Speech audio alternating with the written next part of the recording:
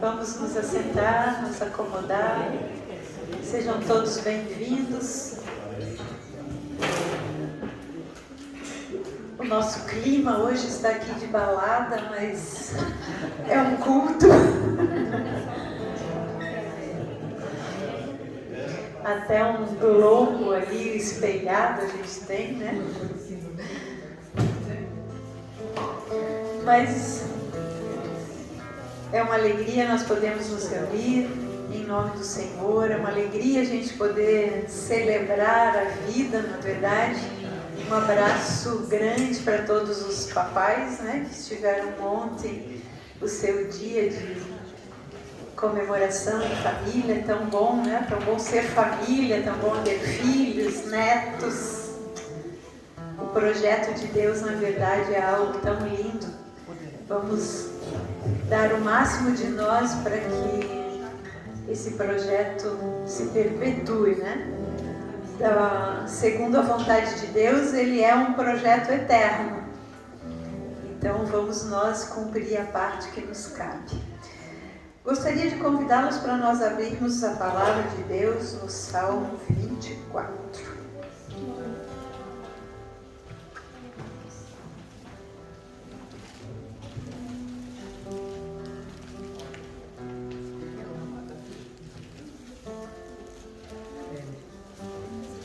A palavra relembrada naquele dia do culto de aniversário da cidade é de que o conhecimento da glória de Deus encheria essa cidade como as águas cobrem o mar.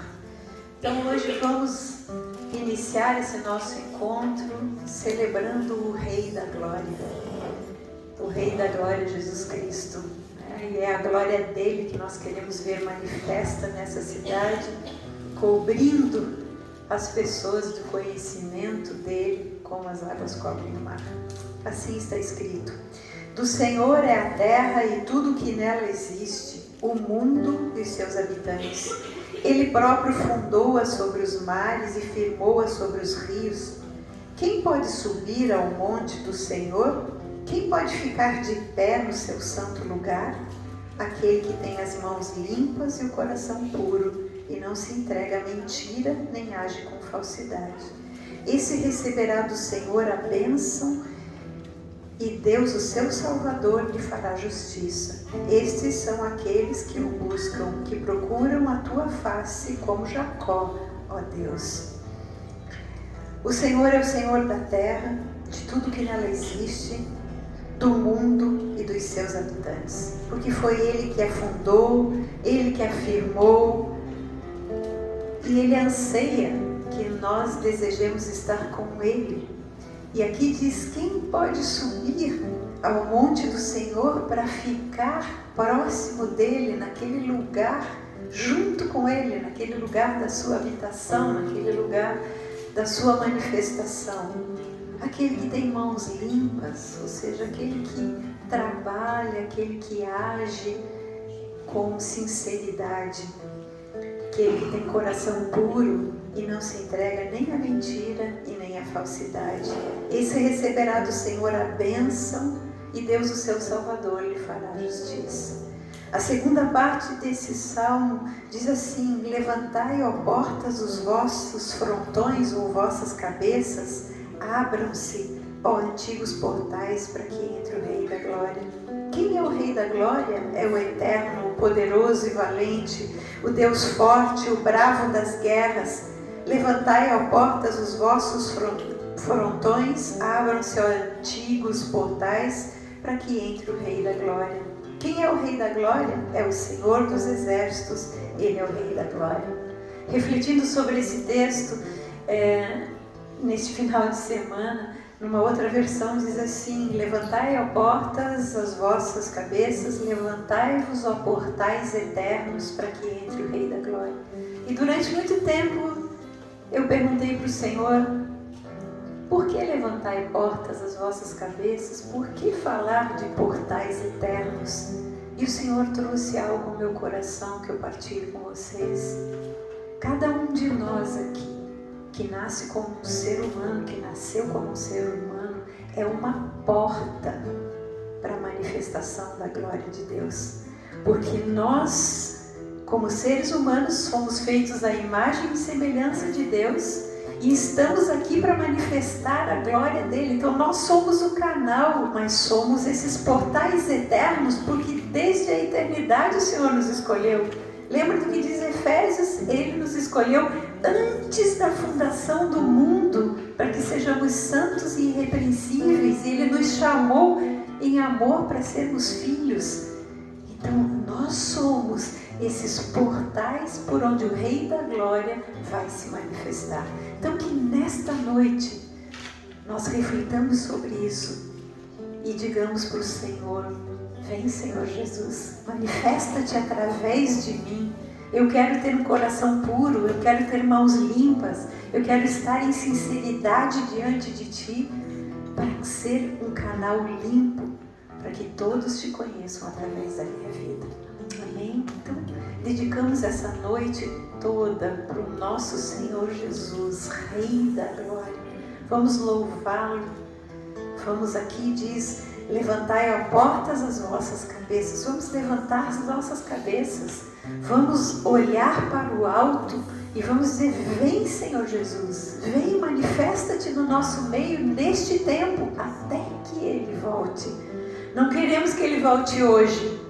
Por quê? Porque ansiamos que muitas pessoas mais conheçam a Jesus.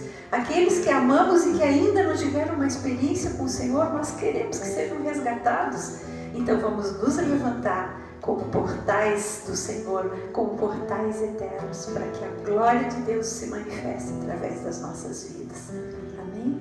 Vamos orar. Pai, nós Te agradecemos, Senhor, porque somos nada, Senhor, diante da Tua grandeza, mas Tu nos escolheste como portas para a manifestação da Tua glória. Somos canais do Teu amor, da Tua bondade, da Tua graça. Por isso nos consagramos a Ti nessa noite, Senhor. Limpa os nossos corações com a Tua palavra, através da reflexão da palavra dessa noite. Limpa-nos, Senhor. Recebe a nossa adoração neste momento, preparando-nos, Senhor, para chegarmos o mais perto possível deste trono de graça e de misericórdia. Em nome de Jesus, entregamos todos os nossos pensamentos, entregamos os nossos sentimentos e emoções, colocamos tudo aos Teus pés, aos pés da cruz, Jesus. Oferecemos-nos totalmente a Ti. Recebe-nos e guia-nos o Espírito Santo, para a honra e glória de Deus Pai. Amém.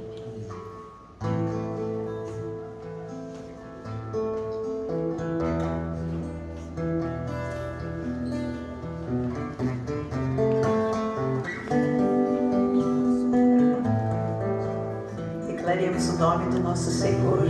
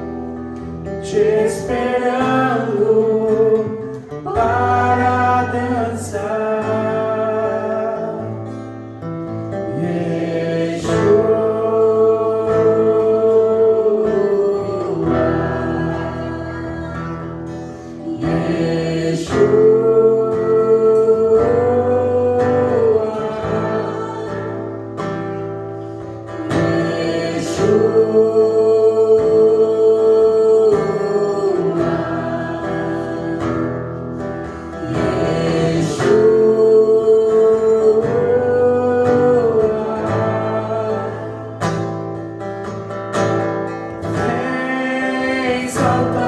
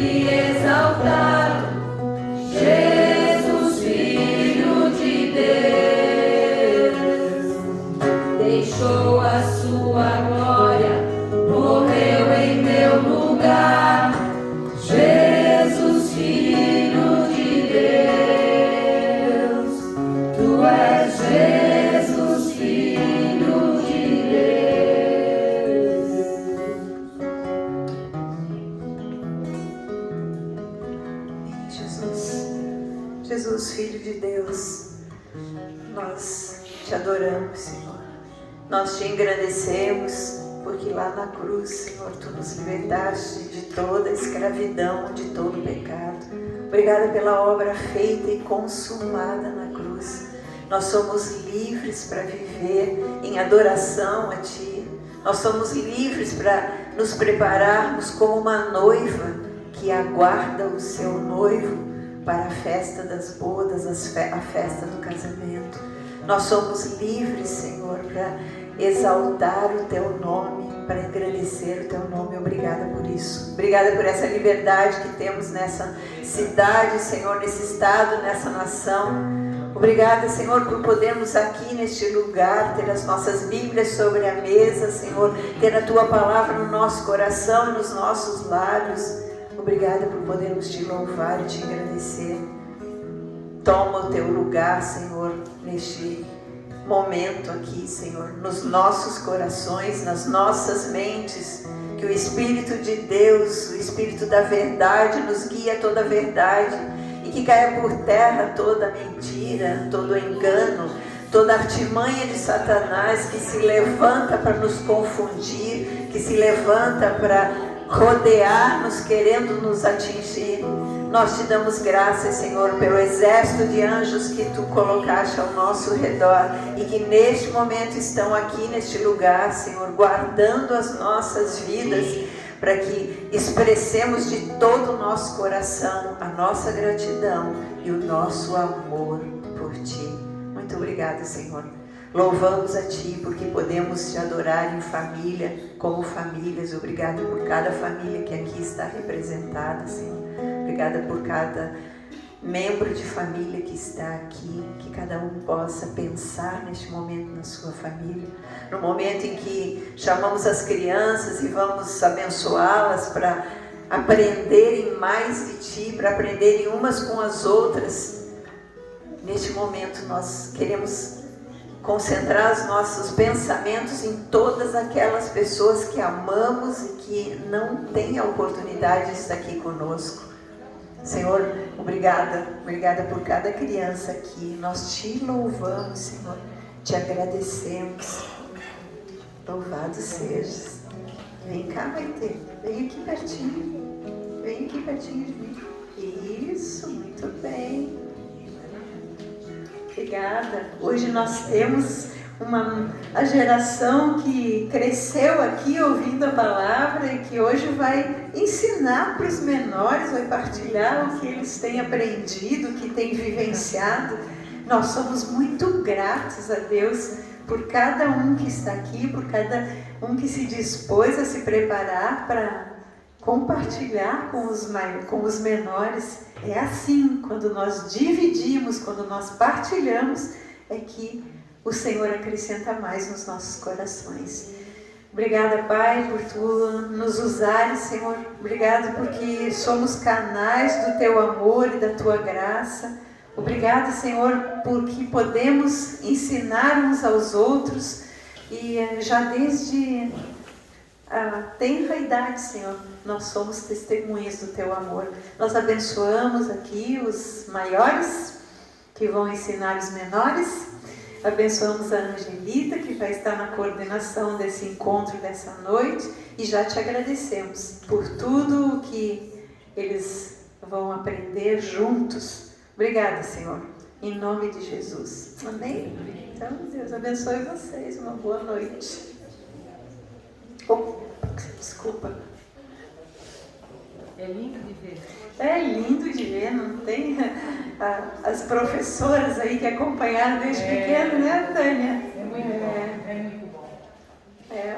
Hoje eu tive um momento bem de alegria. Eu recebi um vídeo de um menino que hoje já é um jovem adulto e é papai, e me mandou o vídeo do seu filhinho de 1 aninho, fazendo uma homenagem para o pai no Dia dos Pais. Então, quando a gente pensa, né, para mim, penso aquelas crianças que estiveram aqui conosco desde 2, 3 anos de idade e hoje já pai, né? Então é tão lindo da gente ver É muito bom ver crescer dentro dos propósitos de Deus e dentro dos princípios. Então vamos continuar na nossa caminhada. Na semana passada nós refletimos sobre condições para um avivamento. Cremos que nesses dias o Senhor anseia que os nossos corações sejam despertados para vivenciarmos algo novo. Nós sabemos que pela palavra de Deus, nos últimos dias, Jesus mesmo disse, o amor de muitos se esfriaria. O Senhor disse que os corações das pessoas estariam voltadas para si mesmas, que as pessoas estariam distraídas do que está se passando ao redor. Mas nós sabemos que quando a igreja se posiciona, algo de sobrenatural acontece, porque o nosso Deus não vai deixar de cumprir aquilo que Ele estabeleceu para nós vivermos nesse tempo. Então nós ansiamos por um avivamento, começando nos nossos corações, os nossos corações cheios de amor, cheios de temor, cheios de desejo de espalhar o reino de Deus para todas as pessoas. E nós vimos na semana passada que um avivamento, ele pode começar através de uma pessoa. Nós estudamos a semana passada a história de Gideão. Gideão, no livro de Juízes, no Antigo Testamento, num tempo em que o povo de Israel estava afastado de Deus, envolvido e misturado com a idolatria da cultura da época. O povo passou a sofrer a perseguição de inimigos, a depredação de tudo aquilo que eles construíam, e eles estavam passando fome como consequência do seu afastamento de Deus e da idolatria que estava fazendo parte da vida deles. Até o momento em que, num desespero, porque estavam vivendo escondidos em cavernas, não tinham como se alimentar, porque tudo que plantava era roubado pelos midianitas, pelos amalequitas, por outros povos. Eles clamaram a Deus. Aí é tão lindo, porque quando se clama ao Senhor, reconhecendo que se está no caminho errado, o Senhor vem.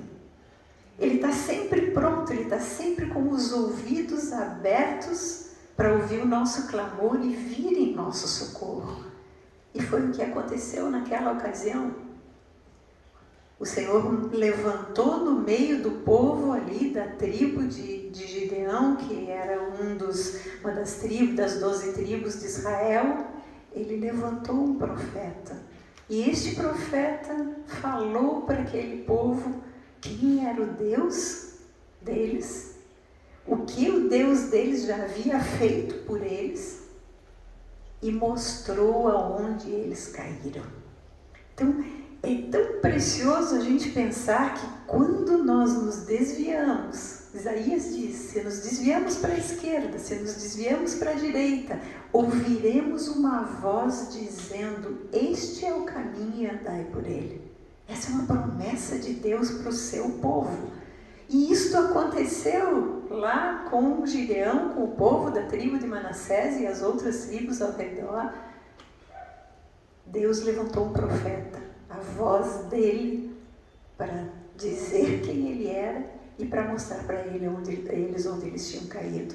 E aí eles clamaram a Deus, e clamando a Deus, Deus levantou Gideão. Gideão estava no lagar, ou seja, escondido lá onde se espremiam as uvas para fazer o vinho, malhando o trigo, para que não fosse roubado o trigo pelos inimigos.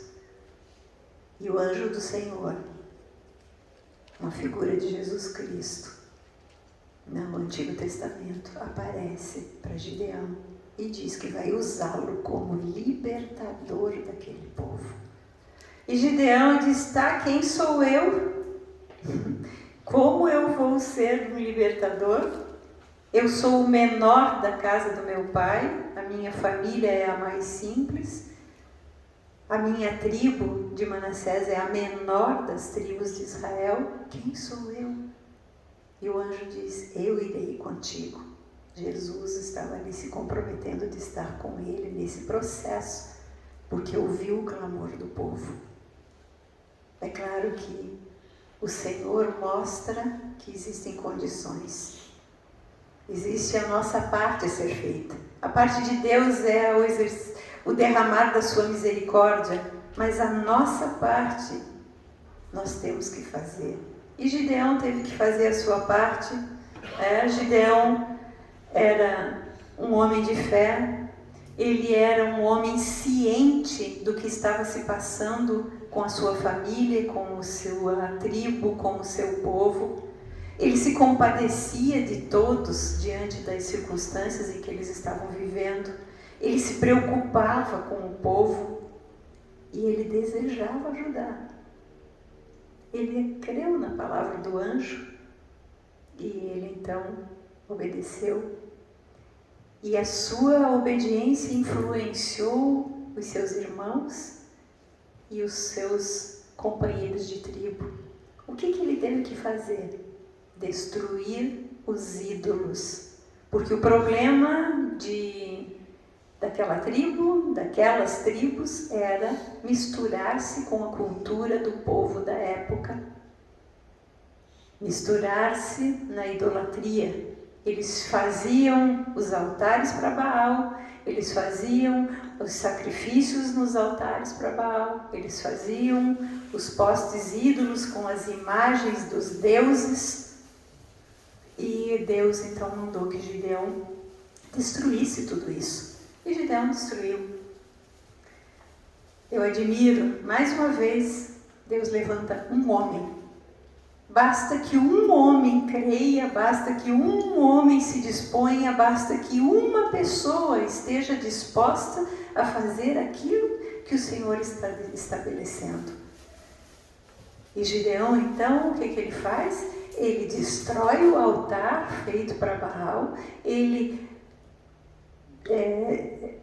despedaça o poste ídolo que era de madeira, e com essa madeira ele sacrifica o novilho, o segundo novilho que o pai dele estava engordando para sacrifício para Baal. Ele sacrifica para Deus.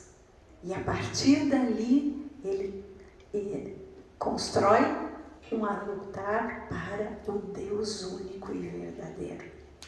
É interessante quando nós lemos o texto, isso está em Juízes 6, quando nós lemos essa parte do texto, nós vemos que Gideão conseguiu arrebanhar pessoas para estarem com ele nesses procedimentos. Então, certamente ele tinha um bom testemunho de vida. Porque senão ele não arrebanharia pessoas para estarem com ele fazendo algo que era contra todas as outras pessoas. Os outros todos estavam envolvidos com a idolatria, com o culto a esses ídolos, com os sacrifícios a esses ídolos. Gente, esses deuses, esses baalins, eles até sacrificavam crianças para esses deuses. Então vejam a que ponto eles estavam envolvidos com os sacrifícios pagãos.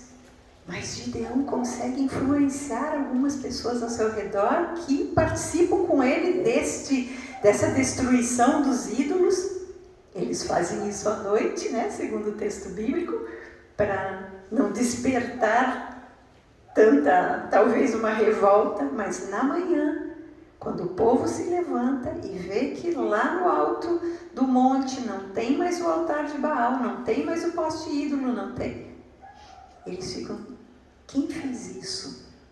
É claro que descobriram que foi Gideão e tentam conversar com o pai de Gideão para que ele o puna. E o pai disse, não. Se Baal é Deus, Baal que se defenda. Então, Gideão passou a ter o nome de Jerubaal, que significa aquele que contende com Baal, aquele que se levanta contra Baal, aquele que luta com Baal, então que Baal lute com ele, né? Então, essa foi a história que nós vimos na semana passada e entendemos que para que exista um avivamento, é preciso, em primeiro lugar, um arrependimento. O arrependimento que leva ao reconhecimento de onde se errou e de onde se caiu e se pede perdão a Deus. Este avivamento pode começar por uma pessoa que tenha uma visão do que está acontecendo, que tenha compaixão pelo seu povo, que deseje servir a Deus, que tenha um coração de fé e obediência. Mas eu disse para vocês na semana passada que nós veríamos no dia de hoje como aconteceu a libertação da nação, de todo aquele povo. Porque a verdade é que Deus chamou Gideão para que o povo todo fosse liberto. Gideão disse sim, e Deus cumpriu e trouxe libertação da opressão dos inimigos para todo o povo. Como isso aconteceu? Então hoje nós vamos estudar a batalha de Gideão e trazer para a nossa vida hoje os aprendizados, os ensinamentos que são possíveis serem retirados dessa história. Talvez alguns de vocês perguntem, mas por que estamos aqui estudando histórias do Antigo Testamento, histórias que aconteceram lá naquela ocasião, o que elas têm a ver conosco, o que elas têm a ver com Jesus Cristo? Amados, a palavra de Deus nos diz que aquilo que aconteceu lá era sombra do que haveria de vir. Porque só Cristo é a realidade, o resto era sombra do que haveria de vir. Então, tudo o que aconteceu lá aponta para o que se realizou em Cristo, para o que se realiza em Cristo Jesus. Então, nós vamos sim estudar o que a batalha lá, ela era física. Eles lutaram corpo a corpo, eles lutaram homem a homem. Eles usaram determinadas armas daquela ocasião. Hoje, a nossa batalha não é física, não é nesse plano natural. Nós não vamos sair por aí lutando com pessoas. A nossa batalha, diz Paulo aos Efésios, a nossa luta não é contra a carne e sangue, ou seja, não é contra pessoas. Quando fala carne e sangue, está se referindo a pessoas que têm aqui carne e sangue que corre. A nossa luta não é contra a carne e sangue, ela é contra principados e potestades, contra os dominadores deste mundo tenebroso, desse sistema do mundo, contra as forças espirituais do mal nas regiões celestes. A nossa batalha hoje, tudo que acontece, mesmo pessoas que nos fazem mal, elas estão sendo instrumentos de Satanás e dos seus principados e potestades para tentar destruir o nosso testemunho de quem Jesus é. Então, as estratégias que Deus deu no Antigo Testamento para as lutas físicas, elas são aplicáveis espiritualmente para nós. É por isso que quando se fala de batalha espiritual, quando se fala das lutas que temos que enfrentar, o nosso modelo de batalha está lá no Antigo Testamento. Temos diversas batalhas que mostram para nós os princípios que devemos considerar para podermos enfrentar as dificuldades. E estamos, gente, já 2022 anos se passaram desde o nascimento e vida de Jesus na Terra. Estamos cada vez mais próximos da sua volta. Certamente, cada vez teremos batalhas espirituais mais acirradas. Porque o diabo sabe que ele é derrotado e ele esperneia e vai espernear para nos assustar e para nos impedir de nós prepararmos o caminho para a volta de Jesus Cristo. Então, neste texto de Efésios 6, que fala, vocês todos conhecem, nós não vamos ler aqui, porque a minha ênfase está na estratégia da batalha e não nessa introdução. Então, Efésios 6, quando fala que temos uma batalha não contra carne e sangue, mas contra esses principados nas esferas celestiais, ele nos diz que nós precisamos nos revestir da armadura de Deus para podermos ficar firmes no dia mau e podermos ter a vitória. E aí tem lá a descrição de uma armadura como de um soldado romano: capacete, couraça, cinturão, espada, escudo. E a gente costuma pensar nessas peças de uma forma isolada, uma a uma, mas na verdade toda essa armadura, ela é a própria palavra de Deus. Então nós precisamos olhar para as Escrituras e entender que temos que nos revestir das promessas de Deus. São elas que protegem a cabeça como um capacete, são as promessas de Deus que fazem o escudo protegendo o nosso peito, o nosso coração, são as promessas de Deus que são o cinturão que nos deixam com toda a armadura segura, são as promessas da palavra de Deus, a nossa espada, o nosso escudo. Então, por isso hoje vamos passear um pouquinho pela palavra de Deus para entendermos a estratégia que Deus deu para Gideão e o seu exército e o que ela significa para nós hoje, como é a aplicação dela. Então, vamos abrir a palavra de Deus no livro de Juízes, no Antigo Testamento, no capítulo 6, nós vamos ler um pouquinho do 33 até o 38 e depois alguns versículos do capítulo 7. Então, depois que Gideão consegue fazer toda a destruição dos ídolos e arrebanhar algumas pessoas para estarem junto com ele, diz o versículo 33, nesse meio tempo, capítulo 6, versículo 33, nesse meio tempo, depois que então os habitantes da cidade viram o posicionamento de Gideão, os midianitas e os amalequitas e os outros povos que eram contrários aos israelitas, eles vinham do leste, uniram as forças dos seus exércitos, atravessaram o rio Jordão e acamparam no vale de Jezreel.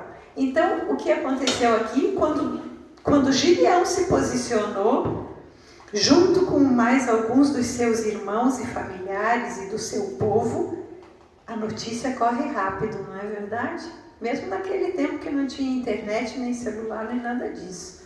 Mas o inimigo está sempre atento. E o que é que ele fez? Eles se uniram, porque os midianitas eram, como eu falei na semana passada, era um povo nômade, que vivia pelo deserto. Eles não plantavam, porque eles não ficavam muito tempo nos lugares, então eles tinham que explorar onde eles iam. Eles eram depredadores, eram pessoas muito nocivas, vamos dizer, agressivas, e os amalequitas também. E eles eram inimigos de Israel. E aí arrebanharam mais alguns povos e se aproximaram da terra onde Gideão morava e aquelas tribos ali, algumas tribos de Israel moravam, e certamente planejavam atacar os israelitas. Mas Gideão tinha o Espírito de Deus guiando a ele. E o Espírito de Deus alertou Gideão e fez com que Gideão tocasse o chofar. O que é o chofar? É aquela trombeta feita de chifre de carneiro, e esse toque do chofar servia para uma assembleia solene do povo, servia para uma convocação para a batalha, o toque do chofar servia para anunciar a chegada de um novo tempo, para anunciar a chegada de um novo reino. Então tinha diversos toques, mas nesse momento o Espírito de Deus instruiu Gideão para que ele tocasse a trombeta, conclamando a todo o povo da sua tribo, da sua região, que viesse para segui-lo, porque haveria uma batalha. Ele envia para o seu povo, eles escutaram a trombeta, convocando. E para as nações, as outras tribos, tribo de Aser, de Zebulon e de Naftali, que moravam ao redor, ele mandou avisar que viessem. E esse pessoal todo veio, atendeu o chamado e se uniram. E Deus disse, Gideão rogou a Deus para que Deus confirmasse que estava ali o ajudando. Então Gideão faz uma prova, não sei se vocês já ouviram falar nessa prova que Gideão faz com Deus, para ver se realmente Deus estava com ele, apesar de que Deus estava movendo todas as coisas, havia uma certa temor dele. Não era medo, gente, era a responsabilidade de envolver tantas pessoas numa batalha. Se Deus não tivesse com eles, eles não teriam como vencer, porque os outros eram guerreiros sanguinários e eles não. Então ele faz uma prova, a prova da lã, não sei se vocês já viram. Então primeiro ele pede, vou deixar uma porção de lã durante a noite, se de manhã ela amanhecer molhada e tudo ao redor seco, eu vou saber que o Senhor está falando comigo. E Deus faz isso. Ele diz, Deus, me perdoa pela insistência, mas pode me dar mais uma prova? E agora ao contrário, vou deixar a lã lá fora no orvalho, pela manhã a lã vai estar seca e tudo ao redor vai estar molhado com o orvalho da manhã. E Deus lhe mostra, porque Deus conhecia o coração dele, ele não estava duvidando de Deus. Ele estava sendo prudente, como falamos na semana passada. Gideão era um homem prudente e ele estava envolvendo diversas tribos. Era muita gente. No momento em que eles se reuniram, as 4 tribos, eles juntaram 32.000 homens para a batalha. Só que o exército inimigo era composto por 135.000 homens. Vamos pensar aí, Então, essa era a situação. Deus disse que estaria com ele chamou o seu povo era nesse número de 32.000, todos descendentes de Israel, das tribos de Israel, e os inimigos eram 135.000. Mas o que acontece é que naquele momento em que ele está com tudo preparado, Deus diz para ele, assim entramos no capítulo 7. Ao raiar do dia, Jerubaal, isso é Gideão, e todos os homens que formavam seu exército, acamparam perto da fonte de Arode. O acampamento dos midianitas ficava no vale, no lado norte, próximo ao monte Moré. Aí Deus chama Gideão e diz assim, o povo que está contigo é numeroso demais. Não quero esse povo, não vou entregar Midian nas tuas mãos.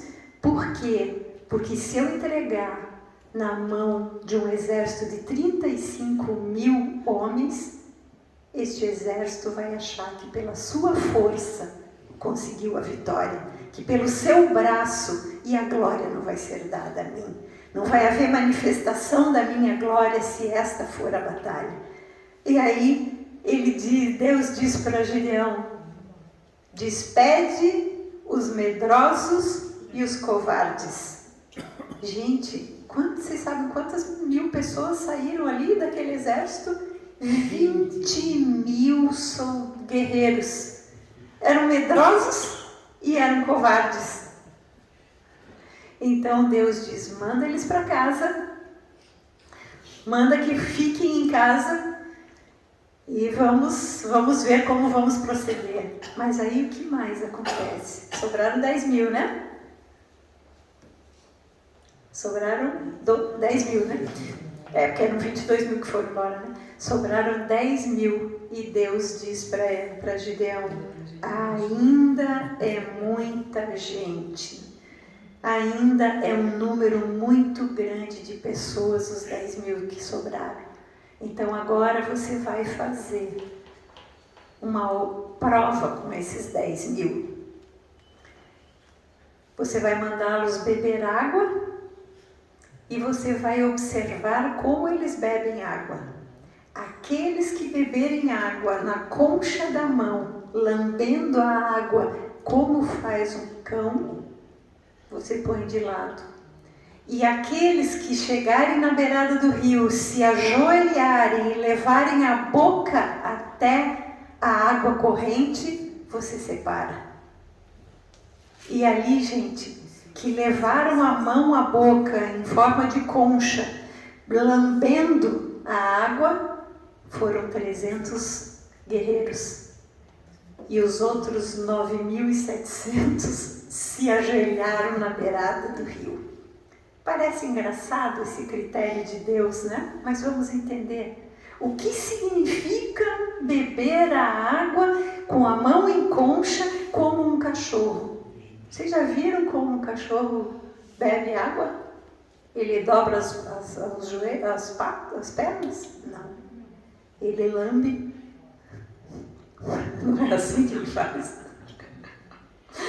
Ele lambe a água e olha para um lado e para o outro, né? Ele não afunda a cabeça dentro da botija de água se a gente oferece em casa, né? Ele está sempre vigilante. Então, o Senhor disse, esses 300 que são vigilantes, esses 300 que são atentos, são esses o que você vai separar para o exército. Então, gente, vamos pensar em nós. Será que nós estamos sendo vigilantes com relação ao que está acontecendo no mundo?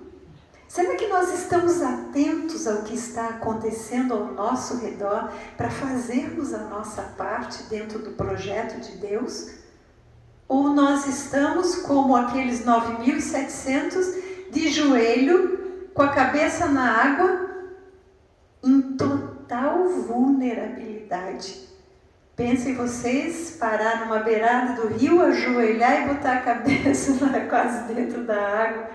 Se vier alguém por trás, empurra e afoga e acabou, e está tudo terminado num piscar de olhos, não é verdade? Então, para nós vivermos um tempo de avivamento nas nossas vidas pessoalmente, na vida da igreja como um todo, seja nessa cidade, no estado, na nação, nas nações da terra, é preciso haver vigilância e prudência. É preciso haver um estado de alerta. O que está acontecendo? O que está acontecendo com as famílias? O que está acontecendo no ambiente de trabalho? O que está acontecendo na política? O que está acontecendo ao nosso redor? Para nós vermos como nós podemos influenciar de uma forma as pessoas conhecerem a Jesus e serem libertas dessa cultura que estamos vivendo, que nos afasta cada vez mais dos princípios de Deus. Então, aí, o que aconteceu ali? Gideão separou os 300 e os outros 9.700 voltaram para casa. Então, agora imaginem vocês, pensem, todos os estrategistas aí, 135 mil guerreiros acampados e 300 para defender o povo de Israel. Será que existe alguma possibilidade de vitória? Era uma missão impossível, né, gente? Aos nossos olhos, aos olhos humanos, era uma missão impossível. Mas Deus disse para Gideão que estaria com eles e disse que daria vitória. Será que Gideão ficou abalado, agora 300, meu Deus. Aí Deus, conhecendo o coração dele, Deus disse para Gideão: você está com medo?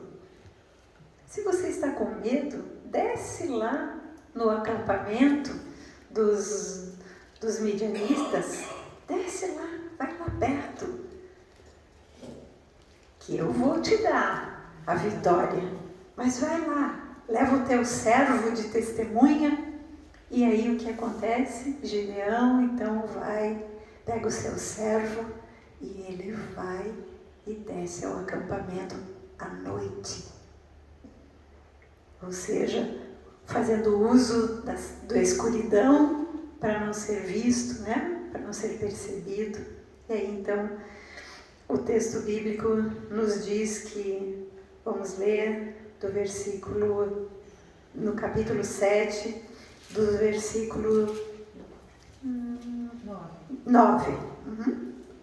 Ora, aconteceu que naquela noite, Yahvé, o Senhor, ordenou a Gideão: levanta-te e desce ao acampamento de Midian, porque eu o entrego nas tuas mãos. Se contudo tens medo de atacá-los, desce ao acampamento com o teu servo Purá e escuta o que dizem. Tu então ficarás animado e terás coragem para atacá-los. Então Gideão e seus ajudantes Purá desceram até bem próximo dos postos avançados do acampamento inimigo. Agora vejam como era o inimigo. Os midianitas, os amalequitas e todos os demais aliados do adversário que vinham do leste já haviam se instalado no vale. Eram numerosos como as grandes nuvens de gafanhotos.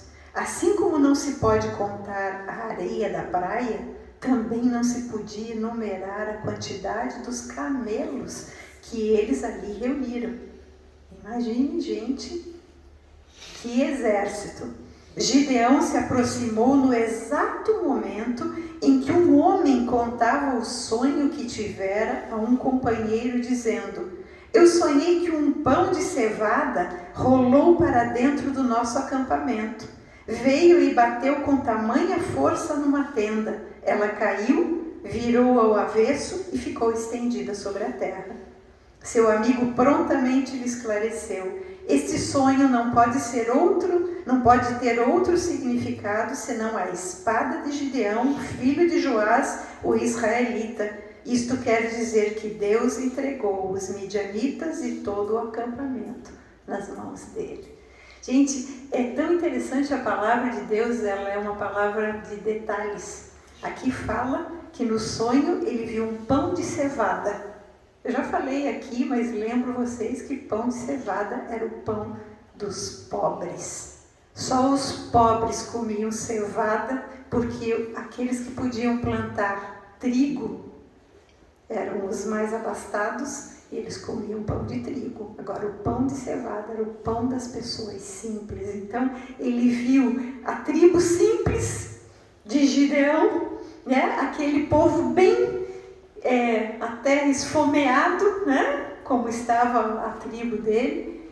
Este vem contra eles e vence, derruba a tenda deles e ela fica virada pelo avesso, ou seja, é uma destruição. Então, neste momento, quando Gideão ouve isso, versículo 15, assim que Gideão ouviu a narração do sonho e a sua interpretação, ajoelhou-se e glorificou a Deus. Em seguida, retornou ao acampamento de Israel e bradou: levantai-vos, porque o Senhor entregou todo o arraial dos midianitas nas nossas mãos. Então, veja como Deus é cuidadoso. Deus é cuidadoso conosco. Nós hoje não precisamos mais fazer prova com Deus como Gideão fez. Por quê? Porque o Espírito de Deus está conosco. Nós temos o Espírito Santo que nos ensina todas as coisas, que nos instrui de todas as coisas, e nós temos a palavra escrita. Eles não tinham. Então, eles precisavam fazer essas provas até por uma prudência, por uma cautela. Mas hoje nós não precisamos mais disso. Hoje nós buscamos a palavra de Deus e na palavra de Deus o Senhor nos ensina como devemos proceder. Nos mostra qual é a promessa dele. Quantas vezes que a gente ora e pede uma palavra e Deus nos dá e nos direciona e nos dá toda a orientação pela palavra. Mas aqui, Deus, conhecendo o coração de Gideão, Deus não apenas responde aquelas provas, como Ele leva ele para ouvir o que como o inimigo estava vendo a eles. O inimigo estava atemorizado. Por quê? Porque houve um posicionamento. E isso eu digo para vocês, é o que Deus está esperando de nós, Igreja de Jesus Cristo, nesse tempo. Um posicionamento de fé, um posicionamento de confiança nas palavras de Deus, para enfrentarmos esses tempos que são tempos muito difíceis, gente. Cada vez mais as coisas estão se desestruturando ao nosso redor. São tempos difíceis, mas o Senhor vai nos dar vitória. Amém? Então, diante disso, Gideão chega para o seu exército lá de 300 e diz: levantem-se. Era de noite, porque o Senhor entregou todo o arraial dos midianitas nas nossas mãos. E o que ele fez? Qual foi a estratégia que Deus deu para Gideão? Pegou os 300 e repartiu em 3 grupos de 100. Sempre é mais fácil lidar com menos pessoas do que com um grupo muito grande. Ele mandou que separasse 3 grupos de 100. Depois ele deu, segundo diz aqui, então repartiu os 300 guerreiros em 3 pelotões e deu a cada um nas suas mãos 3 coisas: chofares ou trombetas, cântaros vazios e tochas de fogo.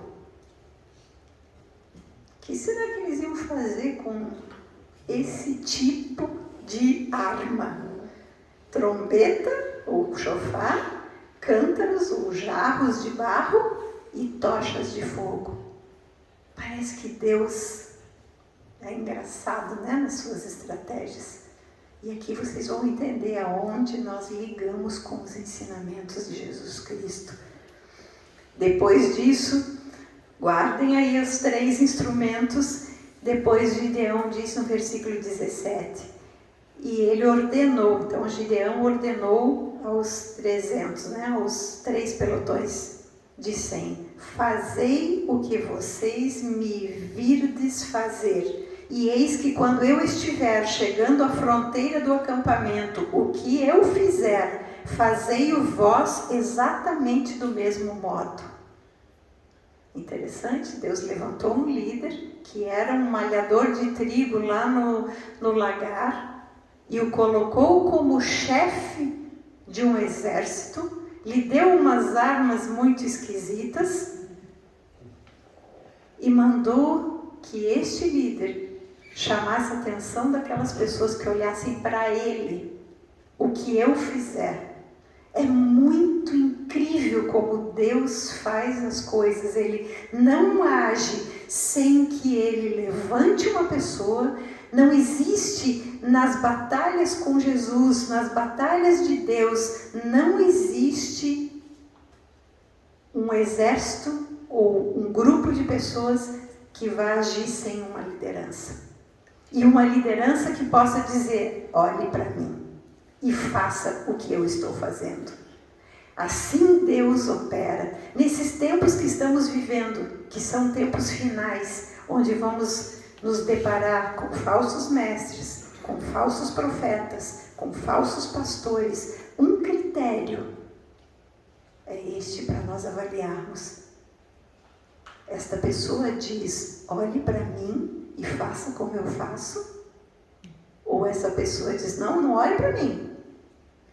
Essa falsa humildade, isso é uma falsa humildade, porque na verdade, se eu sei que só sou capaz pelo que Deus me permite e me capacita a fazer, eu posso dizer: olhe para mim, porque é Deus em mim, não sou eu. É Deus agindo em mim como um canal que faz com que eu possa dizer: imite o que eu estou fazendo.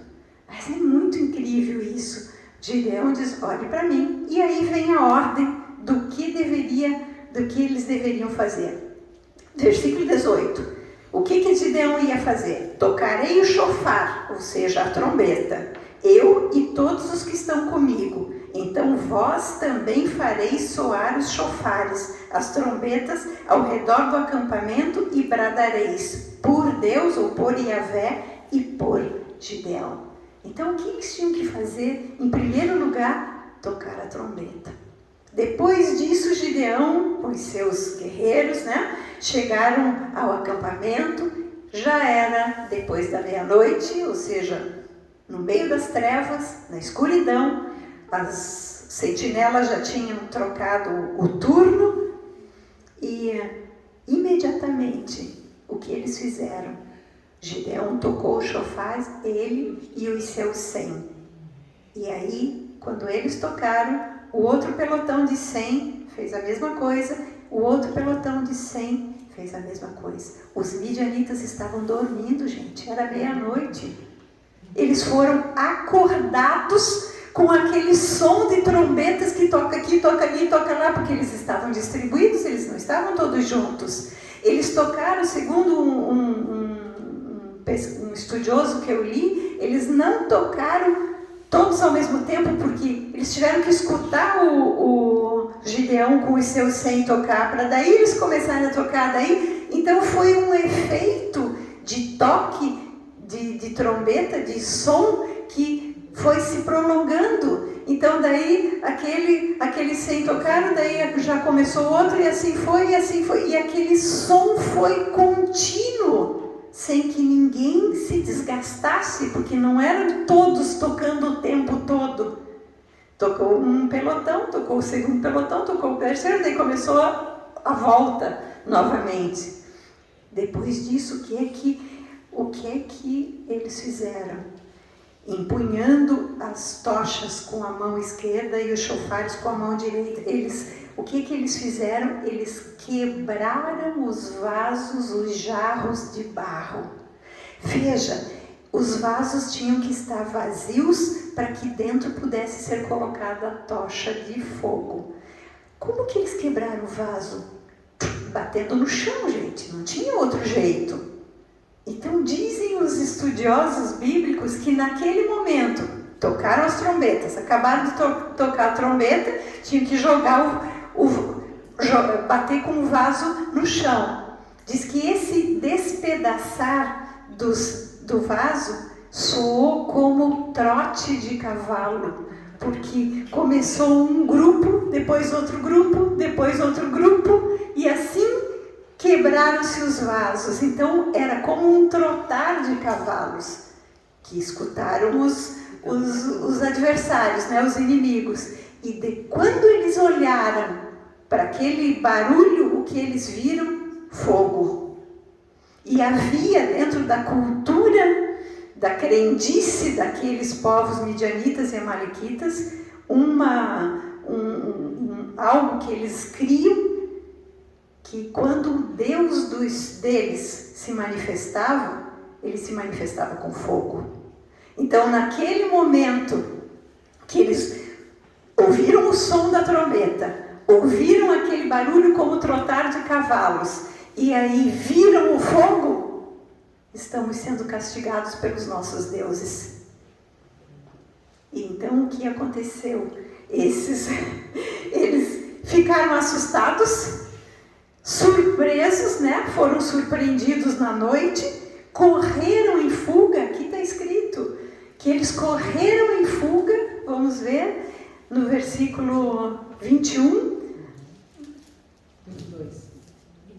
Mas vamos ler desde o final do 20. Empunhando as tochas com a mão esquerda e os chofares, as trombetas com a mão direita, eles exclamaram mais uma vez: pelo Senhor e por Gideão. E todos se mantiveram imóveis no seu lugar. Veja que estratégia, como lá na batalha de 2 Crônicas, também eles permaneceram imóveis.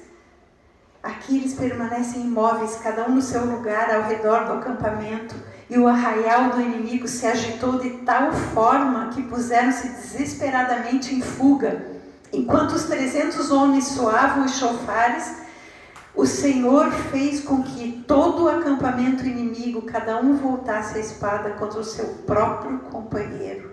Fugiram apavorados e se destruíram, gente. Só que como outros exércitos haviam sido convocados também, o povo de Efraim também veio e também lutou. E por fim, se nós olharmos depois todo o capítulo 8, nós vamos ver que no final o exército inteiro foi derrotado. E ali houve então a vitória de Gideão com 300 homens. A vitória completa. Agora vamos trazer para a nossa história, né? Que princípios nós temos a aprender sobre batalha espiritual a partir desta batalha de Gideão? Primeiro, toda batalha espiritual é vencida com a estratégia de Deus. Não é ideia dos homens, não é estratégia humana, não, nós vamos fazer assim, assim, assim, porque isso funciona na administração de uma empresa, porque isso... Não, a estratégia vem de Deus, da forma como Ele sabe que Ele vai ser glorificado. Segundo ponto, Deus escolhe os seus líderes, porque não há vitória sem liderança e sem obediência. Não vamos entrar numa batalha sozinhos também, porque não existe batalha espiritual para ser vencida sozinho. O Senhor estabelece uma união, não precisa um grupo muito grande de pessoas, mas precisam pessoas comprometidas. Guerreiros são pessoas prudentes aos olhos de Deus e são pessoas vigilantes. Lembram da vigilância dos 300 lá no beber água? Lembram da prudência? Lembram da obediência? Gideão falou, olhe para mim e façam tal qual eu fizer. O que eles fizeram? Eles seguiram exatamente a orientação do seu líder.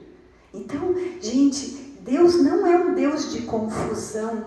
Deus é um Deus de ordem. E Deus é um Deus que estabelece uma estratégia para que a gente obedeça. É na obediência por fé, por reconhecimento de que Deus é que sabe o que é o melhor para nós, é que vem a vitória. Então, os líderes têm que ser pessoas tementes a Deus, têm que ser pessoas que obedeçam à voz de Deus, porque Gideão obedeceu cada uma das direções que Deus lhe deu, e precisam de uma certa ousadia e intrepidez. No Novo Testamento nós lemos que Deus não nos deu espírito de covardia, mas sim de poder, de amor e de moderação. Então, esses somos nós hoje. Hoje nós somos pessoas que Deus levantou, cada um na sua área de trabalho, cada um dentro da sua família, cada um dentro da atividade que está exercendo como guerreiros, para seguir as instruções dele. E ele deu para nós as mesmas armas que ele deu para Gideão e para o exército dos 300 companheiros de Gideão. Ele deu para nós uma trombeta. Aqui, ó, nós temos uma boca. Nós temos uma boca para anunciar o Evangelho de Jesus Cristo. Nós temos uma boca para testemunhar da nossa fé. Nós temos uma boca para anunciar quem Deus é. Nós temos lábios que expressam o que está no nosso coração. Nós temos uma boca para adorar a Deus. Esta é a nossa trombeta. Nós temos lábios para anunciar a palavra. A fé vem pelo ouvir das palavras de Cristo. Se não houver quem pregue, como poderão as pessoas crer? Como poderão as pessoas se converter se não houver quem pregue a palavra? Mas a palavra tem que ser palavra de testemunho. Gideão sabia tocar a trombeta. Gideão sabia qual era o toque da trombeta, porque eram toques diferentes. O toque de convocação da Assembleia era um, o toque de guerra era outro, o toque para anunciar a chegada de um rei, ou a chegada de um novo reino, o estabelecimento de uma nova época, era outro toque. São toques diferentes. Nós também temos que ter as palavras adequadas para situações adequadas. As palavras certas para chegar nas pessoas de forma que elas entendam.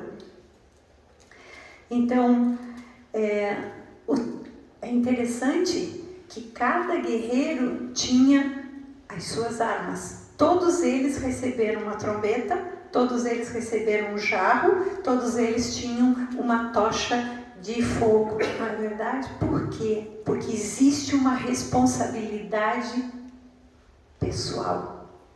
Eu tenho a minha boca, eu tenho os outros, o meu jarro e a minha tocha. É responsabilidade minha usar. Cada um aqui tem a sua. E quando nós todos usamos ao mesmo tempo, ou todos usamos em sequência, ou com o mesmo propósito, a batalha é vencida.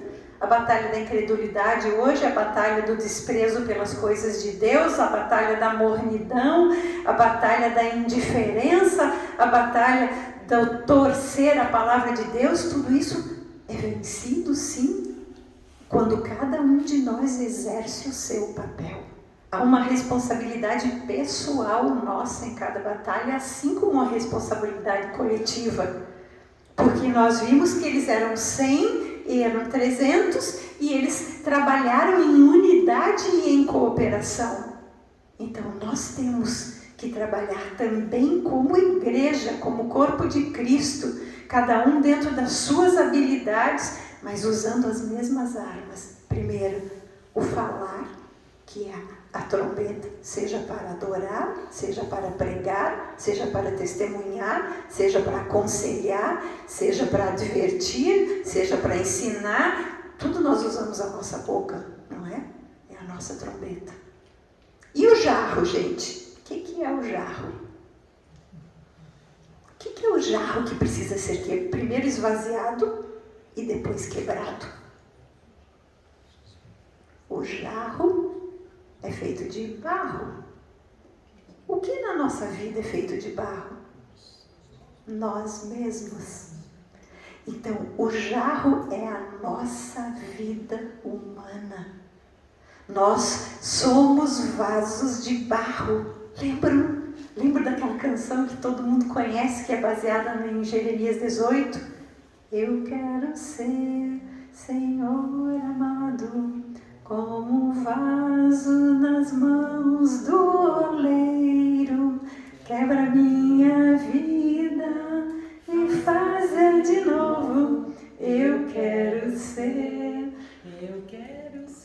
um vaso novo. Então, gente, nós somos vaso de barro, nós somos comparados a barro na mão do oleiro, porque nós temos uma humanidade, Adão e Eva. Adão foi feito do pó da terra. E nós, como descendentes de Adão, somos barro. E este vaso de barro, primeiro, precisa estar vazio. Porque um vaso cheio de muitas coisas, Deus não vai misturar a essência dele com um vaso cheio de outras coisas. Então, primeiro precisa um vaso vazio. Aí, o que é a tocha de fogo? O Espírito Santo, a luz da palavra de Deus. Lembram o que diz o Salmo 119, 105? Lâmpada para os meus pés é a tua palavra e luz para os meus caminhos. Então, o que é dentro de nós que tem que estar dentro desse vaso, dentro do meu coração, dentro da minha vida? O que tem que estar é a palavra de Deus dentro de mim. Mas a palavra de Deus, ela entra na medida em que eu me esvazio das coisas do mundo, das coisas que me ocupam lugar na minha mente e me impedem de de pensar segundo os princípios de Deus. Não é que nós vamos emburrecer, gente. Nós precisamos ser inteligentes para os nossos trabalhos, para gerenciar as nossas vidas, sem dúvida. Mas nós precisamos ter princípios de Deus, e aí precisamos deixar as coisas do mundo, desse sistema deste mundo. Como nós vamos viver agora com essa história da ideologia de gênero, onde agora até num discurso público já se dizem para todos, todas e todes. Que é isso? Recentemente um discurso aqui nessa nossa cidade começou dessa forma. E nós nós precisamos estar firmes, nós precisamos renovar a nossa mente nos princípios de Deus. A família é um projeto de Deus, o homem e a mulher foram formados por Deus. Não é uma questão de discriminação, não é uma questão de preconceito, é uma questão de princípio. Então nós precisamos nos esvaziar das coisas que o mundo está tentando incutir na cabeça das nossas crianças, dos nossos adolescentes, e nas nossas mesmo. Não, isso eu não vou me indispor. Vou me indispor sim. Não criticando a pessoa, mas defendendo os princípios nos quais eu creio. Então nós precisamos nos esvaziar da cultura que o mundo está tentando colocar dentro de nós. Então, o que é quebrar o vaso de barro?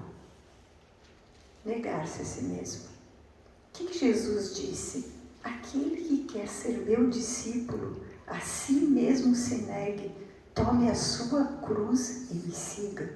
Tomar a cruz, gente, não é problema, carregar problemas da vida. Problemas da vida todos nós temos e vamos ter. Principalmente nesse mundo tão conturbado. Carregar a cruz é carregar a nossa identidade de cristão. É crucificar o nosso eu para que a vida de Cristo se manifeste no nosso viver. Então, se eu quero ser discípulo de Jesus, eu preciso negar a mim mesmo. Eu preciso renunciar, gente, à minha vontade. Talvez a vontade de alguns aqui fosse estar em casa vendo uma série do Netflix. Renuncia a tua vontade para ir aprender de Deus, para estar aos pés do Senhor, para adorar o Senhor. O que é quebrar o jarro de barro? É resignação ou entrega do nosso futuro nas mãos do Senhor. Nós não sabemos como nós vamos viver o amanhã, mas nós temos que viver espiritualmente o dia de hoje como se Jesus fosse voltar hoje à noite. Agora nós temos que viver em direção ao próximo como se Jesus voltasse daqui a 200 anos. Então nós temos que estar levando a palavra de Deus diariamente e planejando, sim, vamos planejar de nos encontrar na próxima semana, de nos encontrar, de fazer uma confraternização dentro de um mês. Vamos planejar, porque o homem faz planos e a resposta certa vem dos lábios do Senhor.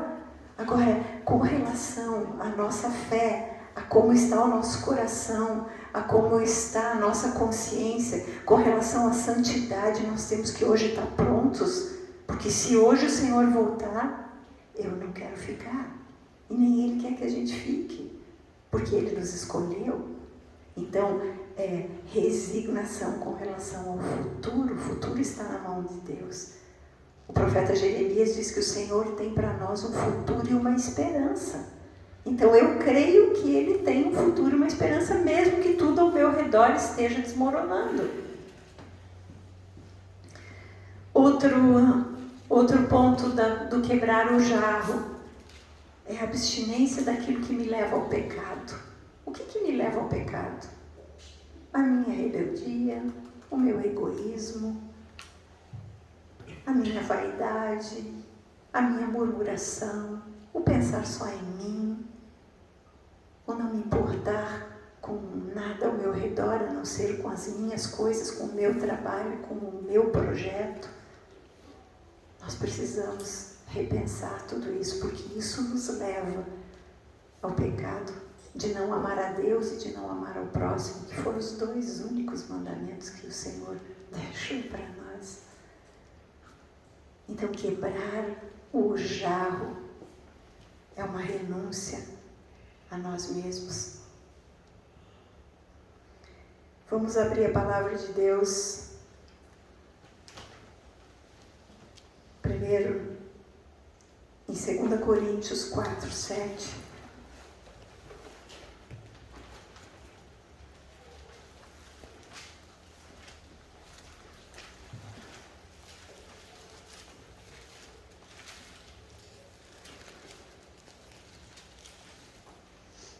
Vamos ler os 6 e o 7. Assim está escrito no 6.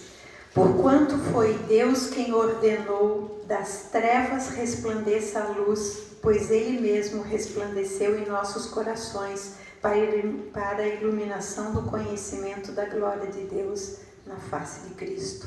Temos, porém, esse tesouro em vasos de barro, para mostrar que este poder que a tudo excede provém de Deus e não de nós. Então, amados irmãos, desde que nós entregamos a nossa vida para Jesus e recebemos o Espírito Santo como habitação dentro de nós, o Espírito Santo está trabalhando no nosso interior para que o fruto do Espírito seja gerado em nós e venha para fora como luz. Então, este tesouro, que é o Espírito Santo de Deus, que são as características de Jesus, estão dentro de mim, que sou um vaso de barro. E somente quando o meu vaso é quebrado, é que essa luz brilha. Então, existem situações que Deus nos permite passar para que nós sejamos quebrantados. Às vezes, não é uma provação. Não, não é provação. É Deus quebrando algo que precisa ser despedaçado em nós, como orgulho, como vaidade, como confiança na nossa força, como justiça própria. O Senhor permite que isso seja quebrado para quê? Para que seja revelado o que está dentro de nós. Gente, se nós não passamos por uma situação de dificuldade, a gente camufla o que está dentro de nós.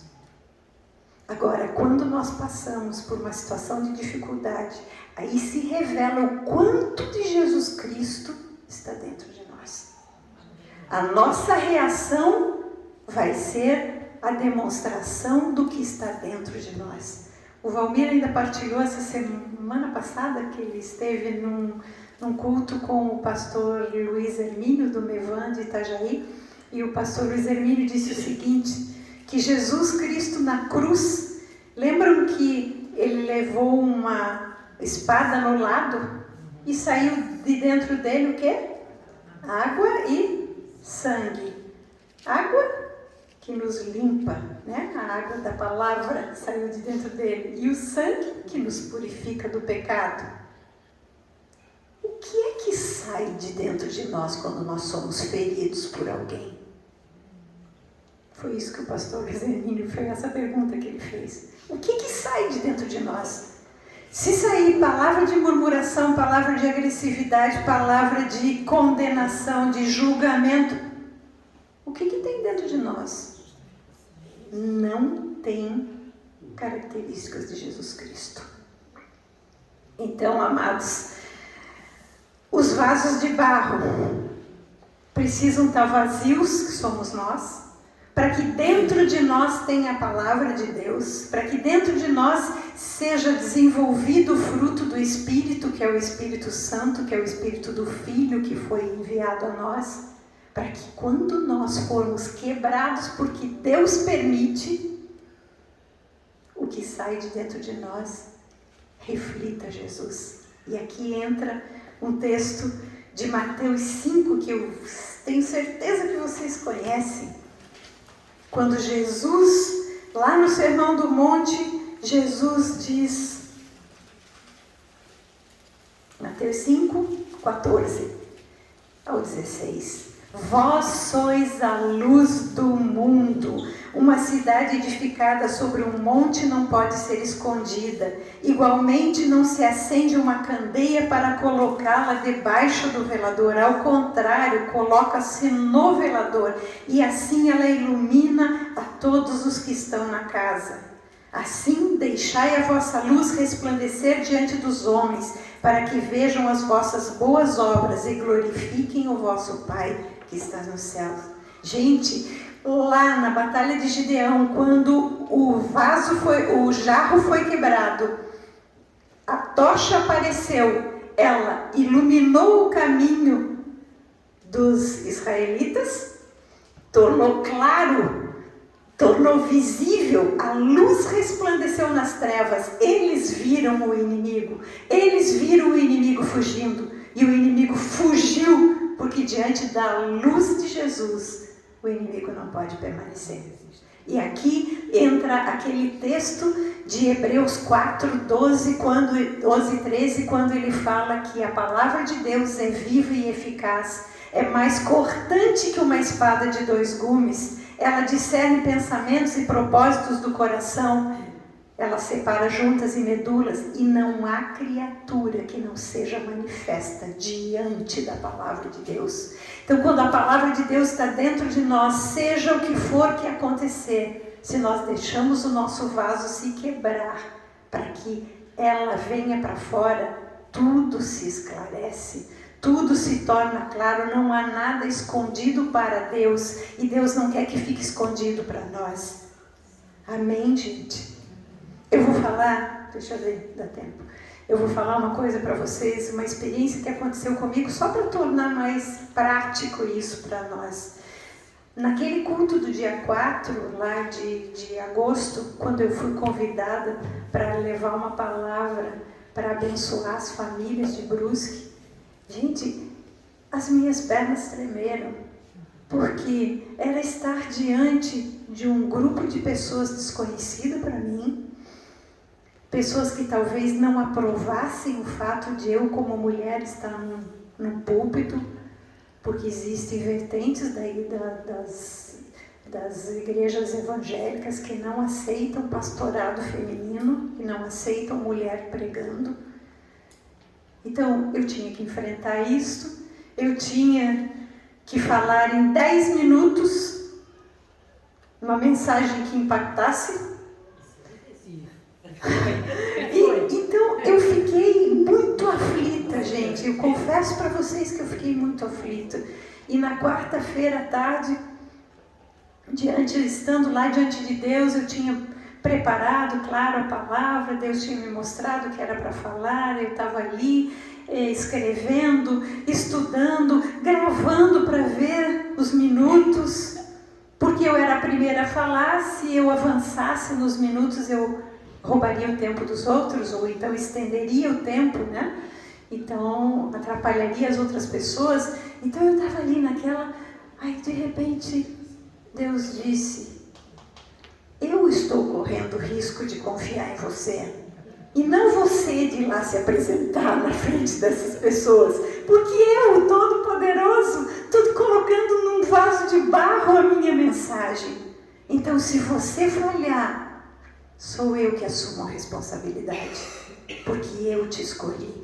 Isso Deus falou no meu coração, gente. E aí então eu me aquietei. E Deus é tão precioso que na quinta-feira pela manhã, seria quinta-feira à noite, né? Na quinta-feira pela manhã eu recebi um áudio, uma mensagem de áudio da pastora Ana Tilde, lá, tia do Guilherme, lá de Jundiaí, da Casa de Recuperação Feminina. Ela me disse, Heloísa, nós estávamos orando, eu e meu esposo, essa madrugada, e Deus me deu uma palavra para entregar para você. Ela sabia, eu tinha pedido para eles orarem, tinha contado tudo o que ia acontecer, eles são pessoas de grande intercessão. Aí ela me deu esse texto de 2 Coríntios 4:7. Ela disse, você é só um vaso de barro. Deixa Deus te quebrar.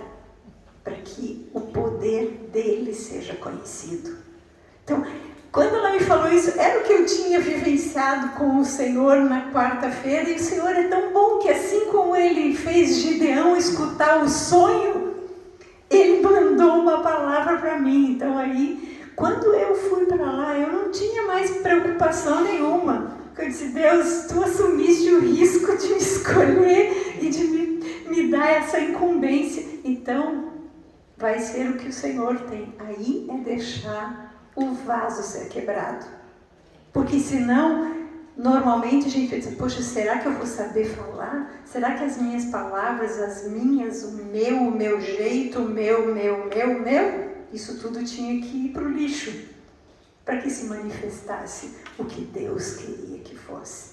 Então, isto é quebrar o jarro de barro e deixar a luz do Senhor resplandecer. Amém, amados? E essa luz é a chama do Espírito Santo que não pode se apagar nas nossas vidas. E como é que essa chama se mantém acesa? E aqui nós encerramos com um texto lá do Antigo Testamento, de Levítico, no capítulo 6, versículo 13.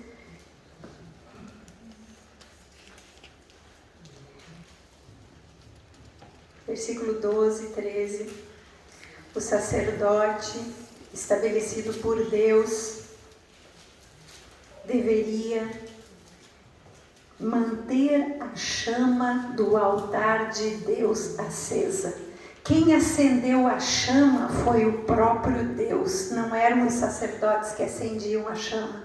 Eles só tinham que manter a chama do altar acesa.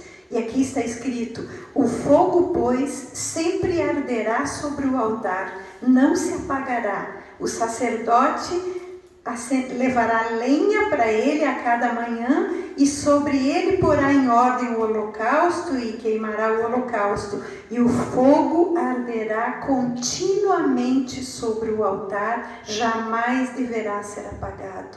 Quando nós temos uma vida de oração, queridos, nós mantemos a chama acesa. Quando nós nos oferecemos em sacrifício a Deus, aqui está a minha vida, aqui está o meu tempo, eu estou diante de Ti, oferecendo-me como um instrumento nas Tuas mãos. Esta oração mantém o fogo aceso. E aí pode vir a batalha que vier, o fogo, a luz do Senhor vai resplandecer. Então, como nós vamos enfrentar esse tempo de hoje? Como nós vamos viver, amados irmãos, com a consciência de que nós temos uma trombeta, de que nós somos um vaso de barro que precisa ser quebrado e que dentro de nós existe uma chama de amor pelo Senhor que não pode se apagar. E a oração é a forma. A obediência é o que faz com que a gente viva essa vida que Deus tem preparado para nós. Então, conclusão. O avivamento é uma batalha espiritual. Ele começa com o arrependimento pessoal e também arrependimento coletivo. Ele se desenvolve através da unidade do corpo de Cristo, porque quando nós estamos unidos é que existe força. Sozinhos nós não conseguimos nada. O fundamento desse avivamento é uma vida de oração em fé e obediência à palavra de Deus. E tudo isso se realiza quando nós somos cooperadores uns dos outros, como discípulos de Jesus. Amém? Vamos orar então? Pai querido e amado, nós te agradecemos pela tua palavra, Senhor. De fato, ela é a lâmpada para os nossos pés e a luz para os nossos caminhos. Obrigada, Senhor, porque estamos aprendendo como devemos viver neste tempo. Obrigada por todo o ensinamento que Tu nos dás, pelas Escrituras serem um todo, Antigo e Novo Testamento se complementam, Senhor. E nós somos gratos a Ti porque Tu nos permites estudar e entender através da revelação do Teu Santo Espírito. Por isso, neste momento agora, Senhor, eu oro para que todos nós, cada um no seu lugar, cada um neste momento tão único de adoração e de oportunidade de comunhão contigo, cada um entregue-se a Ti dizendo: eis-me aqui, eu quero ser um vaso nas mãos do oleiro, mas eu quero ter um tesouro dentro deste vaso, e eu exponho o meu vaso para ser quebrado, para que a luz de Cristo brilhe neste mundo, e toda vez que eu abrir a minha boca, toda vez que eu testemunhar deste Deus tão maravilhoso que deu sua vida por mim, mais e mais pessoas anseiem por fazer parte deste grande exército. Obrigada, Senhor. Louvamos a Ti e queremos entronizar-Te mais uma vez nas nossas vidas.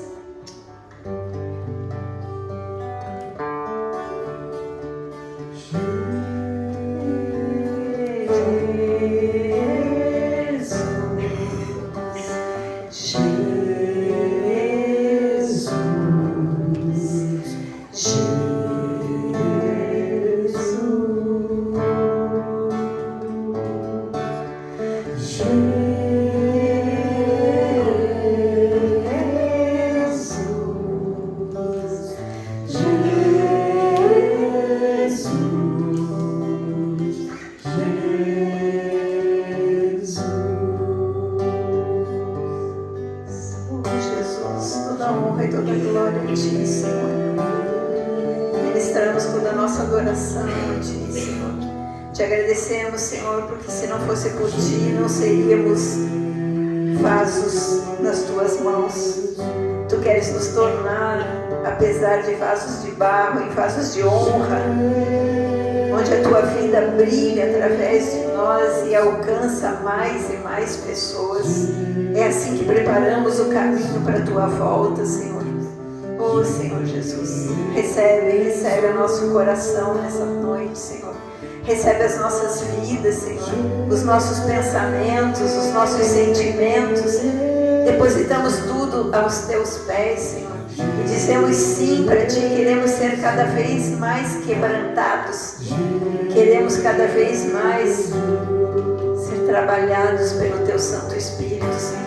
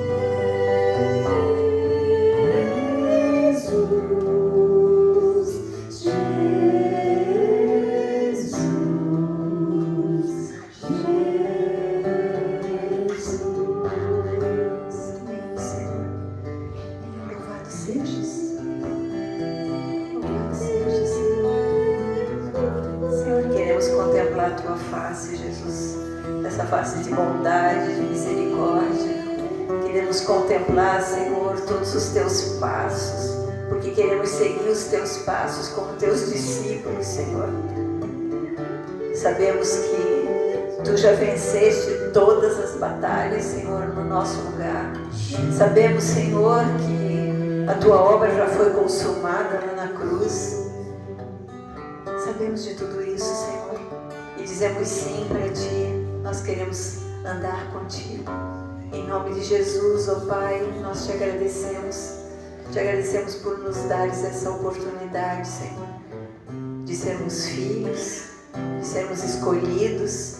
Assim como Gideão, Senhor, Tu escolheu a cada um aqui neste lugar. Tu estás dizendo nessa noite para cada um: você é especial porque eu te escolhi. E eu estou confiando que tu vais fazer o teu papel dentro da tua casa, dentro do teu trabalho, no teu círculo de amizades e em todo lugar por onde eu te levar. Oh, Senhor, não somos nada, Senhor, aos nossos olhos, mas somos tudo diante do inimigo quando refletimos a tua luz e a tua graça. Muito obrigada, Senhor. Te agradecemos por este momento tão especial. Consagramos tudo a Ti. Obrigada, Senhor. Em nome de Jesus. Amém, amados. Então, vamos prosseguir, caminhando com o Senhor, na certeza de que o Senhor é Deus conosco, de que Ele é por nós, então quem será contra nós? Assim como o Gideão teve a vitória, todos nós temos uma vitória certa com Cristo Jesus e uns com os outros. Vamos nos dispor uns aos outros, vamos nos dispor para estar juntos, para lutar as batalhas que temos. Não vamos lutar sozinhos, vamos lutar juntos em cooperação, num só coração, porque temos um só Senhor, temos uma só fé, um só Deus e Pai de todos, que é por todos. Amém. Deus abençoe a nossa semana, para a glória dele.